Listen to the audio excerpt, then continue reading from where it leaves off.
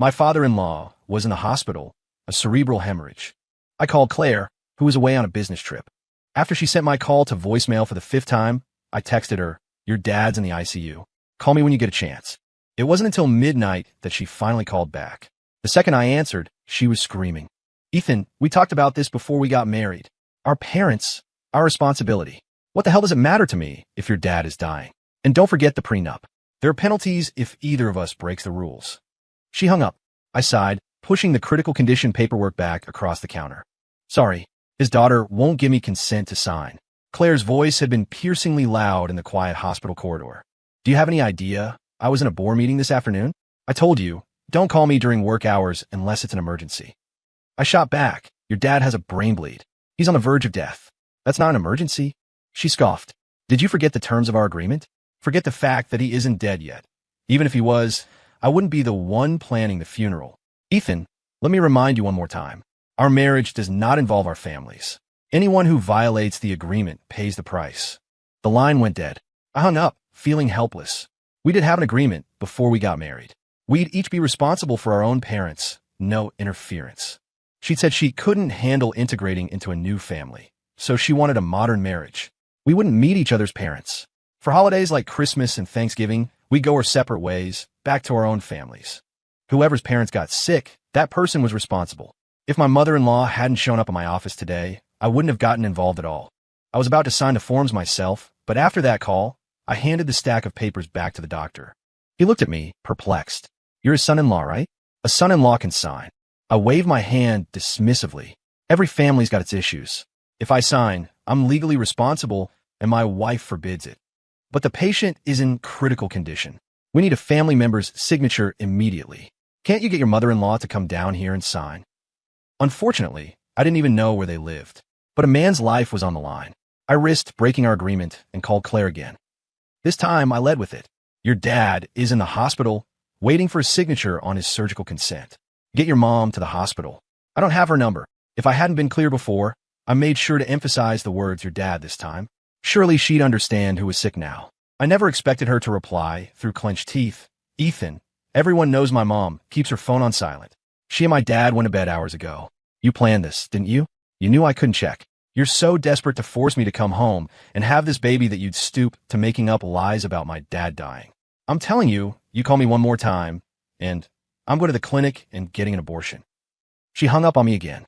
I didn't even bother looking at the doctor's face. I just gathered my things and went home. Claire and I met on a dating app. We hit it off instantly and got married not long after. She was a career-driven woman, and I never interfered with her work. It was only after she got pregnant that she started overworking herself to the point where doctors warned she was at risk of a miscarriage. They advised her to get more rest. When she was leaving for this business trip, I couldn't help but say something, mainly because I was worried about her health. While I wanted the baby, I tried my best to understand how difficult pregnancy was for her, but she misunderstood completely. She accused me of trying to control her career, saying I was no different from those men who see women as nothing more than baby-making machines. While I was at work, she packed a bag and left, forbidding me from calling her. Today was the first time we'd spoken since she left. Just as I was leaving the ICU, I ran into Dr. Julian Vance, dressed in his white coat. When he saw me, he pulled out the phone he just slipped into his pocket. "Claire told me your dad's sick? It's just a cerebral hemorrhage. We doctors see it all the time. It's no big deal." She called me several times today, complaining about how you're pressuring her to come home. Isn't that a little much? All over something so minor. He was Claire's college boyfriend. He'd been working out of state, but had just been transferred back to a hospital in the city this year. I froze, staring at his phone's lock screen, which displayed a picture of him and Claire. My mind flashed back 3 months to when I'd taken Claire to a prenatal checkup. "Honey, Julie and I are in the past. We ended things amicably. We can't just ignore each other when we run into each other, can we? That would be so petty. We're just friends, and it's convenient having a doctor we know at the hospital. Don't worry, we don't really talk." Her words echoed in my ears. She was too busy to take my calls, hanging up on me again and again, yet she had plenty of time to vent to her ex. When had my wife, who claimed to have such high standards for emotional fidelity, become such an expert at managing her time? Seeing the smug look on Julian's face, I rolled my eyes. "This is a private matter between me and Claire. It has nothing to do with you. You should learn to keep your nose out of other people's business, doctor. Chatting on the phone for hours with another man's wife late at night isn't exactly a good look." I'd almost reached my car when he grabbed my arm. Ethan, what the hell is your problem? Claire is pregnant with your child, and not only do you not care about her, you insult her like this? Insult her? That was a heavy accusation.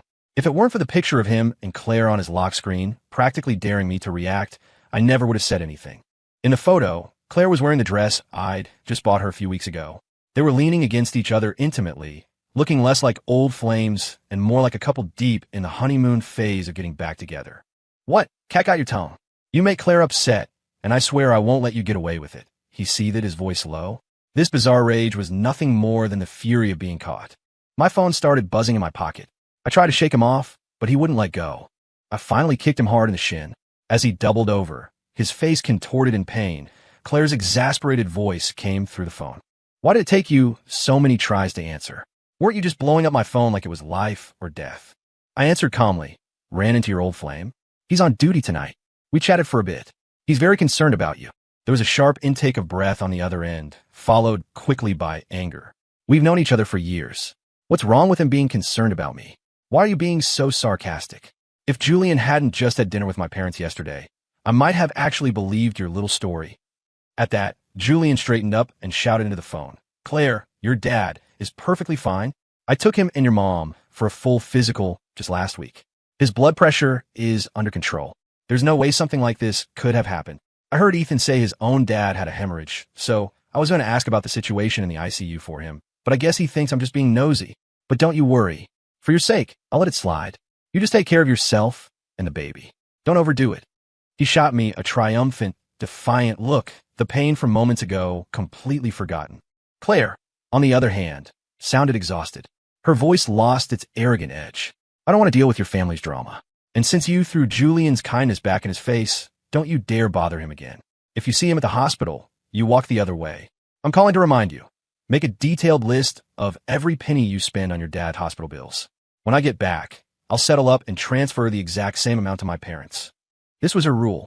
All our marital assets were to be managed jointly, but any money spent on our respective parents had to be matched with an equal compensation to the other's parents. She said it was the only way for a marriage to be fair, to prevent favoritism and arguments. Julian thought he had me cornered. He made a tisk-tisk sound and offered some phony comfort. That's just how Claire is. She hates being lied to more than anything. There has never been a single lie between us. I ignored his taunt and simply asked him, Don't you have parents of your own? What? He paused, then burst out laughing. Claire's parents always said I was more like a son-in-law to them. I take them to their appointments, have dinner with them, chat with them. Not like you. Ethan, it's just a title. You're not going to get hung up on that, are you? Don't take your frustrations out on me just because you're a lousy son-in-law who nobody likes. I took a deep breath. If he was so eager to take over this mess, then I was happy to let him. My company was in a growth phase and I was swamped. I didn't have time for anything else. Claire came back a few days later than planned. When she saw me at home, the smile on her face froze. What? Your dad's out of the ICU already. I thought he was dying. You seem to be in a good mood for a cup of tea. I was actually surprised that no one had contacted her after all this time. But then I saw Julian standing behind her and the words on the tip of my tongue died. What's with that look? Julian was just in the neighborhood and gave me a ride home. If it weren't for him, I might have actually fallen for your lies and come back. Julian smoothly put a comforting hand on her back. You need to rest now. Don't get worked up. Don't worry. I'm here for you. He turned to me. Ethan, Claire just had an abortion. You need to take good care of her. The words hit me, and I stopped breathing. My heart felt like it had stopped. What did you say? What procedure? Claire snorted. An abortion.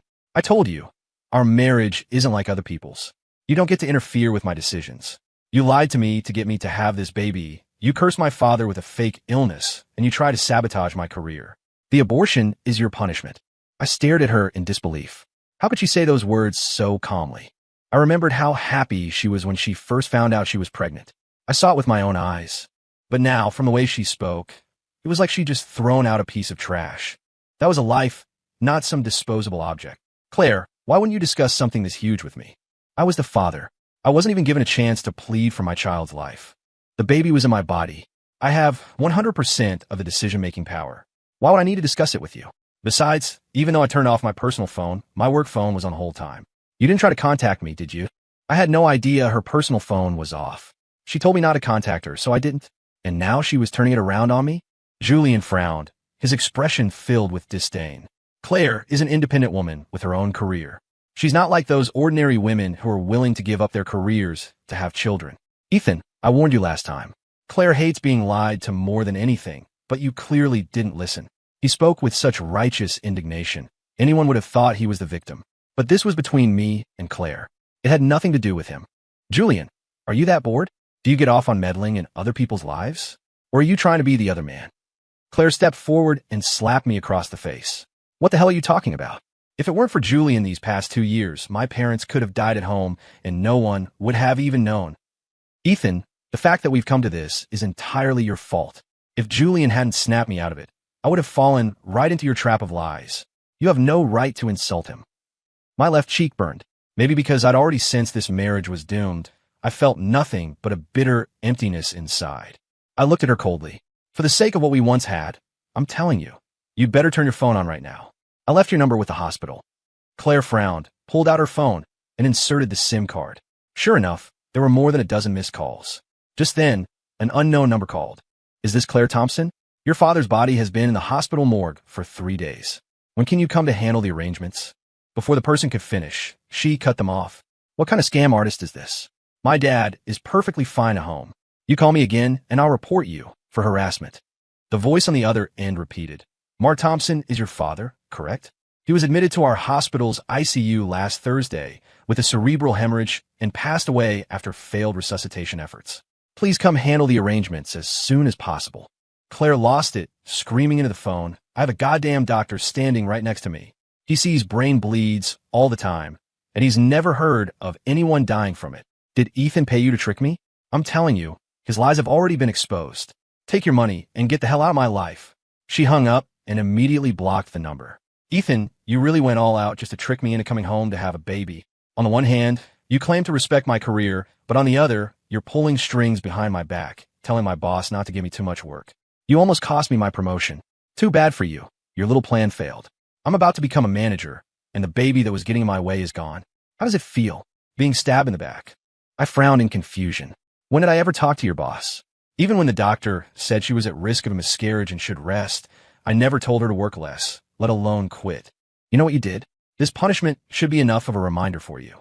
I, Claire Thompson, am an independent woman, and my career will always come first. The next time you pull something like this, I'll get another abortion without a second thought. I decide if and when I have a child. I will never live my life according to some man's wishes. For the first time, I felt utterly powerless. There won't be a next time. What does that mean? Are you going to divorce me? She took 2 steps forward, her voice edged with anxiety. For a second, I thought I sensed a flicker of panic. But how could that be? Why would she care? She was probably dying to divorce me and get back together with the ever-so-understanding Julian. Divorce is fine by me. I nodded in agreement. Ethan, our standoff ended with her piercing shriek, a sound filled with shock, anger, and resentment. Then she grabbed her suitcase and left with Julian. I didn't know where they went, and I couldn't be bothered to ask. Our marriage was already on the brink of collapse. I had thought the baby might be a turning point, but now this was for the best. I had my lawyer draft the divorce papers, but she never came home. My dad said he'd been feeling dizzy lately, so I put my work on hold and drove my parents to the hospital for a full checkup. The doctor's words that day were still ringing in my ears. My father-in-law was dead. I was terrified that my own parents, in their old age, might face some unexpected health crisis. While taking my parents for an ultrasound, I ran into Julian and Claire. They were standing close together. Claire looked terrible, her face pale. Isn't that Claire? My mom had never met her in person, but she'd seen our wedding photos. She's a traditionalist and never really understood our kind of marriage, but she chose to respect our decision. Now she wanted to go say hello, but hesitated, looking at me. I didn't want them to know about the mess I was in. I was about to lead them away when Claire spotted us. She didn't recognize my parents. She'd never even seen a picture of them. She walked straight over, her expression hostile. What are you doing here? You didn't ask about me once when I was recovering, and now that Julian's taken care of me, you show up? So, she thought I was here to see her. A huge misunderstanding. I'm just here with my parents for a checkup. Her face stiffened as she looked at my father beside me. And you still claim you weren't lying to me before? Isn't your dad standing right here? He looks perfectly fine to me. He won't be dying anytime soon. To be cursed with death upon meeting your daughter-in-law for the first time. My parents were too stunned to react. Son, what's going on? When was your father supposed to be dying? That's right. What kind of way is that to talk? I'm perfectly healthy, just a little dizzy. So I came in for a checkup, my father said, annoyed at being told he was dying for no reason, though he tried to hide it. I knew they were doing it for me, afraid of causing a family conflict. They had no idea my marriage was already shattered. My dad is perfectly fine. You, on the other hand, don't look so good. You, Ethan, look at yourself. Do you have any sense of what it means to be a husband? Your wife just had surgery, and not only do you ignore her, you mock her. It's a good thing that baby is gone. A man like you would never have been a good father anyway. You just married me to be a vessel for your family line and a free maid. Her voice was loud, and everyone in the waiting area heard every word. This floor was full of pregnant women for their prenatal appointments, and hearing her, they all assumed I was some irresponsible deadbeat. The quiet crowd started murmuring, then chiding and insulting me. Ugh, what a piece of work. His wife has surgery, and he doesn't even care. A man like that doesn't deserve to have kids. Carry on the family line? What century is this? If you want kids so bad, have them yourself. Why make things hard for women? Honey, you should just leave a guy like that. Otherwise, you'll just be miserable when he starts having kids with other women on the side. A chorus of voices rose in her defense. My mom's face flushed with anger. My son is not that kind of person. As soon as she spoke, all the criticism turned on her. Of course a mother would defend her son. Raising such an irresponsible man. I bet you're not so great yourself. It's always mothers-in-law like you, meddling in everything. That's why their kids' marriages fall apart. I bet the baby didn't want to be born into a family like this, seeing how its mother was suffering. My mom knew nothing about the situation and didn't know how to defend herself. Her blood pressure was high, and in her agitation, she grew dizzy and started to fall backward. If I hadn't caught her, she would have hit the floor. Looks like your mom's not doing so well either, Ethan. You know, karma's a bitch when you tell too many lies. Julian, in his white coat, said this, and the onlookers nodded in agreement. If your mom ends up in the ICU, there won't be another baby you can use to get aborted, he whispered, his voice low enough for only me to hear. Without hesitating, I swung my fist and punched him in the face. He stumbled back a few steps, and Claire caught him, shouting, Ethan, are you insane? This is a hospital. Are you trying to start a fight? Someone in the crowd urged her to call the police. He's hitting people in public. He's probably abusive at home. Don't be afraid, miss. We're all here as witnesses. In a matter of seconds, I was branded a domestic abuser. And Claire offered not a single word of explanation, just stared at me with disgust. I must have been blind to have married you. In the end, you're no different from all the other trash out there. She then turned to my parents. You indulge your son to this extent? You watch him hit someone in public, and you don't stop him, don't even reprimand him. What a pair of great parents you are. I'm so glad I stuck to my principles and never gave in to meeting you. With your character, who knows what kind of filth you would have thrown at me. My father's hand, gripping his cane, trembled uncontrollably. His eyes were filled with disbelief. My mom had just recovered, and I was afraid she'd be triggered again, so I tried to lead them away. Before we could take 2 steps, a furious Claire blocked our path. What, are you scared? Scared that your parents will find out you lied about my dad being critically ill, even hired people to help you act it all out and say he was dead, all just to trick me into quitting my job and coming home to have a baby? We've been married for so long, and I never asked you to be good to my parents. But you should never, ever have cursed my dad to die. My parents are my line in the sand. A few good Samaritans helped her block my way, forming a human wall in front of us. Where do you think you're going? We're not done here. Can you be a man for once? Running away from your problems. Don't think we don't know what you'll do. You'll go home and hit her. We're not letting you leave until this is settled. Seeing my mother's unsteady steps, I had no choice but to help her sit back down. Not once since my wedding day had I felt this exhausted. Claire, what do you want? You don't believe what I say, so just call your mom. You'll know the truth then. My mother-in-law had managed to find my office last time. A week had passed. There was no way she wouldn't have tried to contact Claire. I just had surgery, and I'm supposed to be recovering. Are you trying to let my mom know how you've been neglecting her daughter? Julian scoffed. To protect your image as a good husband, Claire didn't even dare come home when she was sick, afraid her parents would think you were an incompetent husband. And now you're trying to force her hand. He won't give up until his lies are exposed right to his face. Don't be afraid, Claire. I'll be right here with you. Claire shot him a grateful look and nodded. Fine, I'll call my mom right now. I want to see what other lies you can possibly come up with. She dialed her mother's number. She tried several times, but no one answered. Her expression slowly turned anxious. I thought the truth was finally about to come out. After taking the blame for so long, her short-circuited brain was finally about to clear up. Wait, Ethan, you knew Mom wouldn't answer right now. Julian looked at me as if I were a clown. Claire, you forgot. Today's the day your mom goes to her church service. She never answers her phone during that time. Realization dawned on Claire's face. Of course. That's why you told me to call. I almost fell for it again. If something really had happened to my dad, why wouldn't my mom have contacted me after all this time? Why would I have to be the one to call and ask? Ethan, I am so disappointed in you. You've crossed my line again and again. I want a divorce. After she yelled those words, the entire corridor fell silent. The automated system kept calling my mother's name. I didn't have time for this. I pulled the divorce papers from my bag and threw them in her face. As you wish. The papers were ready a long time ago. Take them and sign. She stood there, stunned. By the time I came out with my mom after her checkup, Claire was gone.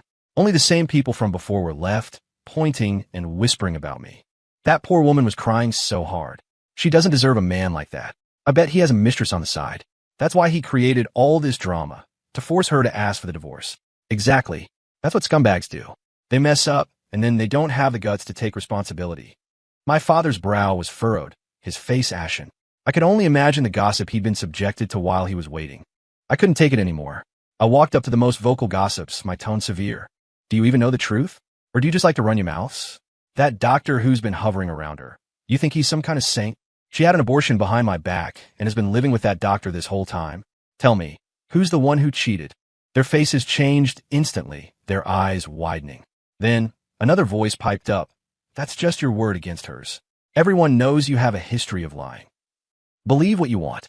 Since you love minding other people's business so much, why don't you mind your own? Maybe eat some walnuts, do your brain some good. You wouldn't want to affect your child's intelligence. Ignoring the curses they threw at my back, I left with my parents. The checkup showed nothing major, just some neck problems and the usual high blood pressure and cholesterol. I was relieved. Back in the car, my mom couldn't help but ask, Son, what's really going on between you and Claire? How did it get to the point of divorce? I told them about her father's death and the abortion, leaving out the unnecessary details, especially about Julian. My parents just sighed. Your dad and I can't really interfere in your marriage, but you should probably go check on things with your father-in-law. He was an elder, after all. After dropping them off at home, I was on my way back to the office when Claire called. Where are you? Didn't you want a divorce? Let's go file the papers. Her tone sounded more like she was throwing a tantrum, but I was in no mood to coddle her. Fine. I'm on my way. Coming out of the county clerk's office, she still looked lost, dazed. Her face was even paler than it had been at the hospital. I have to go on a business trip. When I get back, we'll finalize everything. I'm planning on being with Julian. She said it, then stood there, studying my expression. Was she waiting for me to beg her to stay? Sorry, not happening. Who she was with was no longer my concern. Ethan, do you know why you'll never measure up to Julian? I stopped walking. I was actually curious. He supports my career. Back then, his parents were desperate for grandchildren, but he chose to break up with me rather than force me to have a child. In that alone, he's 1,000 times better than you. Is that it? I thought it would be something profound. Claire, you were the one who said you wanted a baby. I never asked you to give up your job. Don't try to pin this on me. We're at this point now. Words are meaningless. Take care of yourself. See you in a month to finalize it. I started walking toward the parking lot, but she grabbed my arm, her eyes filled with a desperate finality. You'd better not regret this. I pulled my hand away, my voice firmer than hers. Don't worry. I won't be the one with regrets. A month passed quickly. The moment I held the divorce decree, the failure of my marriage finally felt real. Julian stood there like a peacock that had just won a mate, his smile wider than a Nike swoosh. Claire, let's go home and tell Mom and Dad the good news. It's been a while since we had dinner with them. I couldn't help myself. Your dad's already been cremated. What's there to eat? The permanent frown on Claire's face finally smoothed out. You know, hearing you say things like that despite me. I don't feel anything anymore. There's nothing you could say that would even make me look at you. And let me tell you another secret. The real reason I insisted on not meeting each other's parents was because my dad only ever approved of Julian as a son-in-law. I wasn't surprised. From the moment I found out Julian was a regular at her parents' house, I knew it was just an excuse. Not that I cared. Her dad was gone. What did it matter if he liked me or not? Well then, congratulations to your whole family. I'm sure your dad would be happy to know. Claire stepped forward and adjusted my collar, just like she used to. Her gentle expression was a ghost of our first year of marriage. So you finally admit it. Don't worry. Dad will be thrilled to know you, and I have absolutely nothing to do with each other anymore. He'll probably have a few extra drinks to celebrate. I had no idea my father-in-law, no, my ex-father-in-law, disliked me that much. It seemed her prenup had saved me a lot of trouble after all. Today was my mom's 60th birthday. I'd booked a restaurant 2 months in advance and invited all our family and friends to celebrate. Everyone who saw me asked the same thing. Is your wife too busy again? It's your mom's 60th, for goodness sake. That's so disrespectful. I just smiled.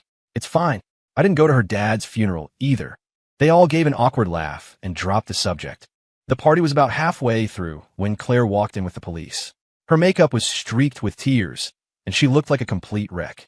Julian stood beside her and pointed at me. That's him. Ethan Ross was the last person the deceased saw. An officer approached me and showed his badge. Mr. Ross, you were the last person Mrs. Thompson saw before she died. Can you tell us if she said anything to you? I was completely baffled. Then it hit me. Claire's mother's name was Linda Thompson. Your mom is dead? Wasn't it her dad who died? Claire's voice was raw from crying.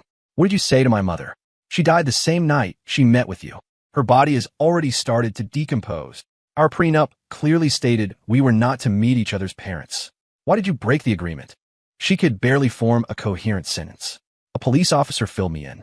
After finalizing the divorce today, she and Julian went to her parents' house, but no one answered the door. A neighbor told them they hadn't seen her parents in over a month, and that there was a strange smell coming from the house. She had someone break the lock and found her mother dead in the living room, already in a state of decay. The neighbor said she came home late that night, around 11, and mentioned she'd just met with her son-in-law. Ethan, we weren't divorced then. Who else could she have meant by son-in-law if not you? What mess. I struggled to keep my composure and explained everything to the police. From how my mother-in-law had shown up at my office to Claire hanging up on my calls, I recounted every detail I could remember. I ran into Dr. Vance at the hospital that night. He's a doctor there, and he saw the deceased often for meals. He was very familiar with her health condition. You should ask him. Seeing me shift the focus to him, Julian panicked. Don't try to muddy the waters. Claire's father is missing, and her mother is dead in their home. This has everything to do with you. It was like being stuck to something disgusting. There's no point in talking. Just check the hospital's security footage. The police weren't like them. They wouldn't miss a single clue. They decided to head to the hospital immediately. My mother's birthday party was ruined. After reassuring my family that everything would be fine, I went with them. Perhaps it was a coincidence, but Claire and I were put in the same car, while Julian was taken separately. She sobbed quietly the entire way. Just as we were pulling up to the hospital, she suddenly grabbed my hand, her grip tight. Is it true?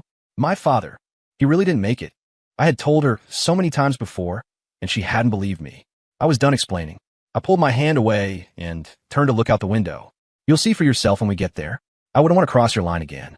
At the hospital, when they heard she was Mark Thompson's daughter, the doctor on duty gave her a withering glare. Nobody cared when the patient was fighting for his life. Then when we called to inform you of his death, you called us liars. Now you decide to show up. When Claire saw the familiar face on the security footage, she finally broke down, sobbing uncontrollably. I'm sorry, I'm so sorry. I didn't know. I thought he was lying to me. Doctor, where's my father's body? Please, can you take me to see him? I'm begging you. The doctor looked helpless. We couldn't reach any family. We posted a public notice, and no one came to claim him. He was sent for cremation a long time ago. Claire fainted. We were already in a hospital, so I didn't have to worry about it. After reviewing all the security footage and asking me a lot of questions, the police cleared me of any suspicion. By the time I returned to the hospital room, Claire was awake. The moment she saw me, she started crying again. Are you here to laugh at me, Ethan? It's all your fault. If it weren't for you, I wouldn't have stayed away from home for so long. I let out a humorless laugh. What does that have to do with me? I called you the second your dad was admitted. You're the one who refused to believe me. Oh, and by the way, I told you so many times after that, and you still thought I was lying. You even got an abortion to punish me. So how is this my fault now? She stopped short, then continued to grasp at straws. If you hadn't been so obsessed with that baby, and if you hadn't almost cost me my promotion, would I have done that? Besides, Mom and Dad have always been healthy. Julian just took them for a checkup a few months ago. Now that she mentioned Julian, something clicked. The hospital has no record of your father being here in the last 6 months. And me running into Julian at the hospital that night. I don't think that was a coincidence. Her parents were so close to Julian. It made no sense that her mother would go to the trouble of finding my office instead of calling Julian, who was a doctor. I had overlooked it before, but thinking back now, from her father's hospitalization to her abortion to her father's death, it seemed Julian had been deliberately guiding Claire's every move. The moment the words left my mouth, her eyes widened as she stared at something behind me. I turned around. Julian was leaning against the doorframe, a smirk on his face. Should I call you smart or stupid? Took you long enough to figure it out. At his words, the glass of water in Claire's hand fell to the floor and shattered. Julian, what do you mean? Are you admitting he's right? The gentle expression on Julian's face was gone, replaced by pure spite and hatred. Your father came to my apartment and demanded I break up with you. He said I was poor, that I wasn't good enough for you. He called my father a useless construction worker and my mother a walking pharmacy. My dad worked 2 jobs to make ends meet and died of exhaustion at a factory. My mom died of a broken heart soon after. Do you have any idea what it felt like for me to come home from college to find both of their bodies? Then, after I graduated and got a job at the city hospital, your dad wanted me to pull strings for him. He had the nerve to praise me, say how successful I'd become. He even asked me to be his godson, to call them mom and dad. To get my revenge, to see the day he finally died, I played the part of the dutiful son to the man who ruined my family. What did I do that was so wrong? Claire had no tears left to cry. You're a monster. I'm calling the police. I'm calling the police. He laughed as if he'd heard the world's funniest joke. Call the police? I didn't do anything.